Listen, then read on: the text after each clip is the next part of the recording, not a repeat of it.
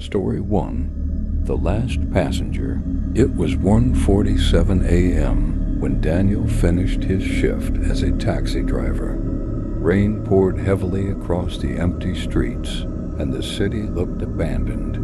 He was about to go home when a young woman in a white dress waved. And down near an old cemetery, she opened the back door without saying a word. "Where to?" Daniel asked. "Willow Creek Road," she whispered. The ride was strangely silent. Every few minutes, Daniel glanced into the rear-view mirror, but the woman kept staring out the window. Halfway there, the car radio suddenly filled with static. Then, a voice whispered through the speakers, "Don't look behind you." Daniel's heart raced. He switched off the radio, but the whisper continued, "Don't look behind you." He ignored it. When they reached Willow Creek Road, he stopped. The back seat was empty. The door had never opened. Shaking, Daniel checked the seat. There was only a small silver necklace. The next morning he visited the address. An elderly woman answered. When Daniel described the passenger, the woman's face turned pale. She pulled out an old photograph. It was the same girl. "My daughter," she whispered. "She died in a car accident 15 years ago." Daniel dropped the necklace onto the table. The old woman froze. She was buried wearing this. That night, Daniel quit driving forever, but every rainy night, someone still requests a ride from his old driver account. Story 2. The Hidden Room. When Emma inherited her grandmother's house, everyone warned her not to stay there alone. She laughed. Old houses always made strange noises. The first night was normal. The second night she heard footsteps upstairs. The third night she discovered something impossible.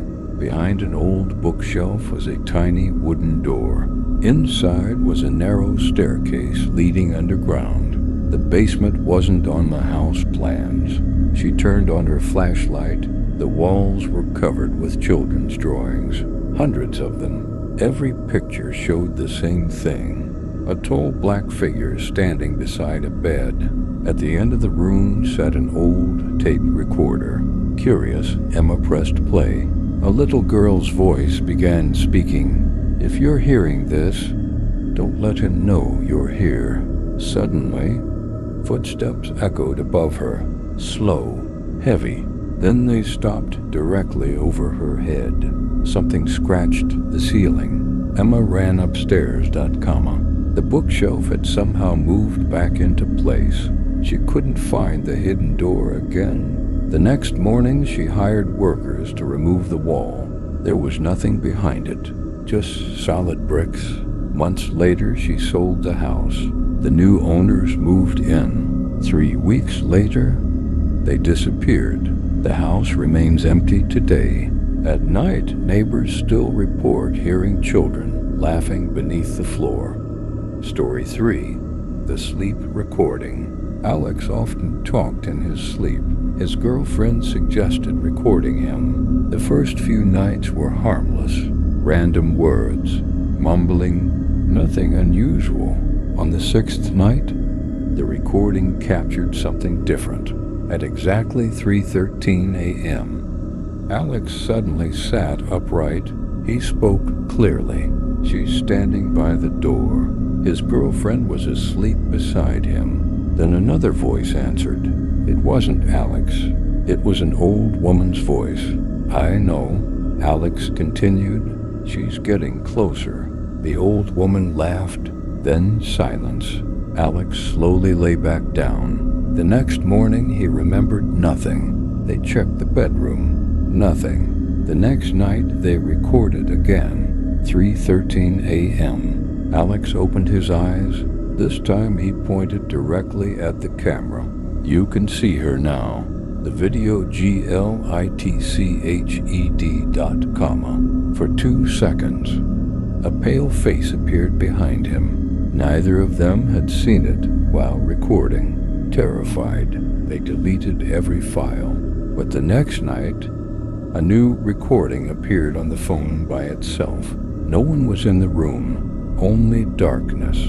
Then a whisper, "Why did you delete me?" The recording ended. Alex moved out the next day. He never recorded himself sleeping again. Yet every phone he buys creates a new audio file.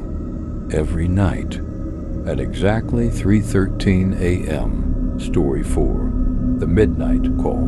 Mark worked as a night security guard at an abandoned office building. Every night was the same. Silent hallways, flickering lights, the sound of rain tapping against the windows.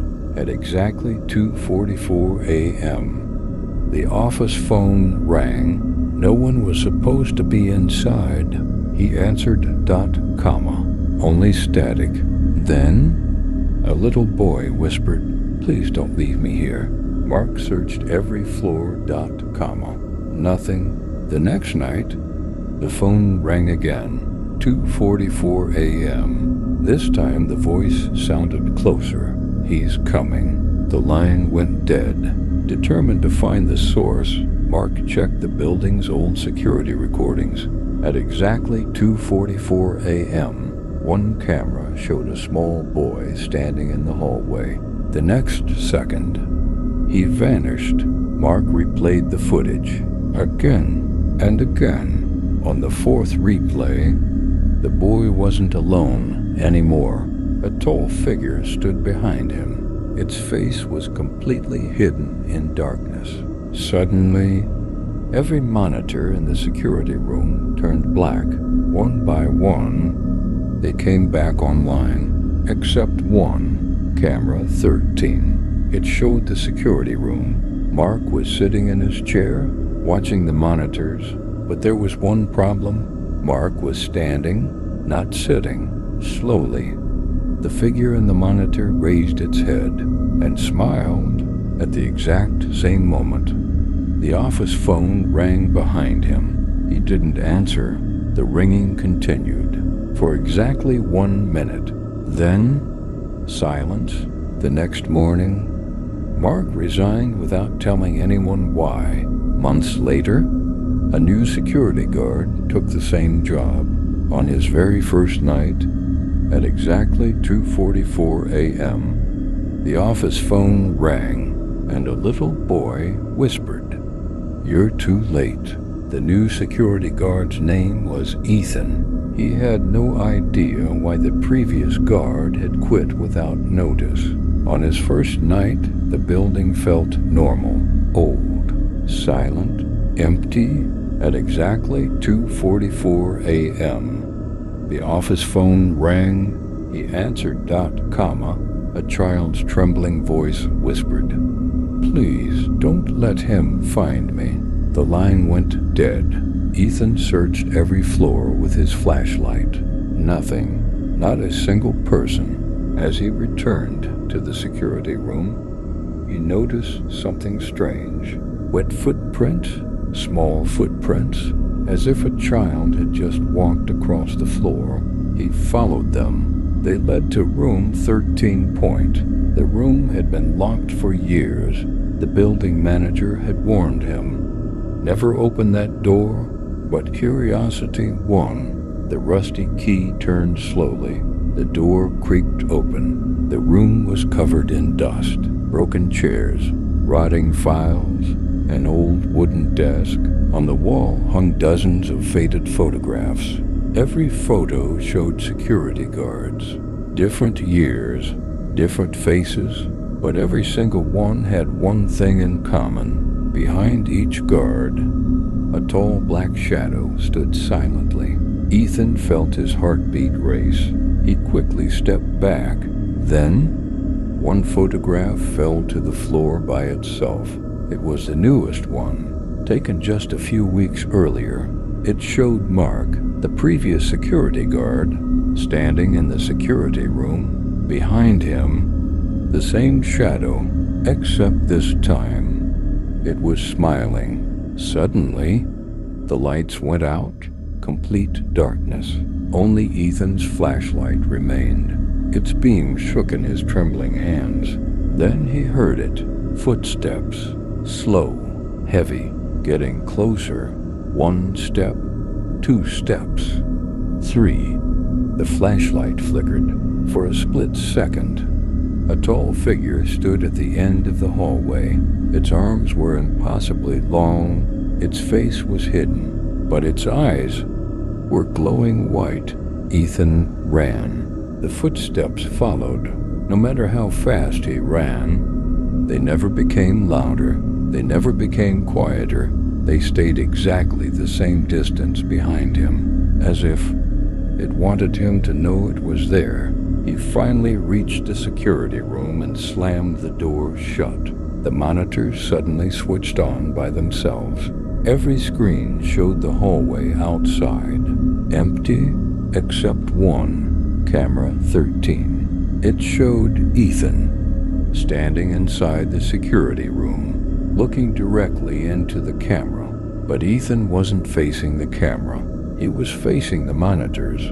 Slowly, the Ethan inside camera 13 smiled. The real Ethan didn't. Then the fake Ethan lifted one finger and pointed behind him. Ethan froze. He didn't want to turn around. His breathing stopped. A cold whisper touched his ear. "You looked."